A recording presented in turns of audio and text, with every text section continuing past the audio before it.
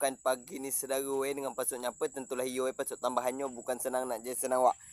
Ketua mencari cetak untuk mancing air kecil ni wak. Saudara baru dengan pasutnya apa tentulah iyo pasut tambahannya bukan senang nak jadi senang wak. Macam inilah cara memproses mencari cetak untuk mancing air kecil ni saudara. Kata Miko ketua tak mancing ini dia ketua tes mencari air cetak. Macam gini cara mengujak dia saudara kaki ketua tengok. Begini cara mengujaknya. Alhamdulillah ini keluar saya kau.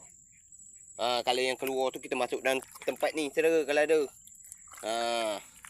Kita ujak lagi saudara. Dia dah keluar. Sini proses mengujak dia saudara. Bukan senang. Terus. Alhamdulillah saudara keluar ke ini tu.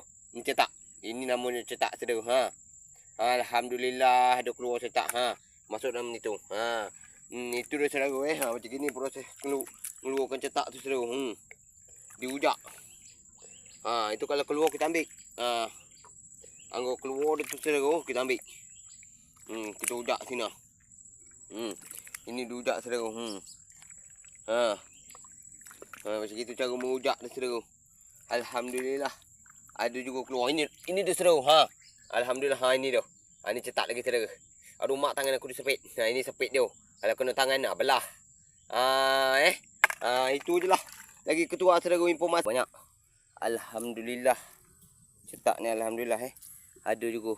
Alhamdulillah dapatlah untuk mancing hari ni. Ni dah. Ni cetak ni saudara. Inilah model cetak tempat ketua Alhamdulillah. Hari ni hasil cetak saudara. Itu je lah lagi ketua terima kasih saudara.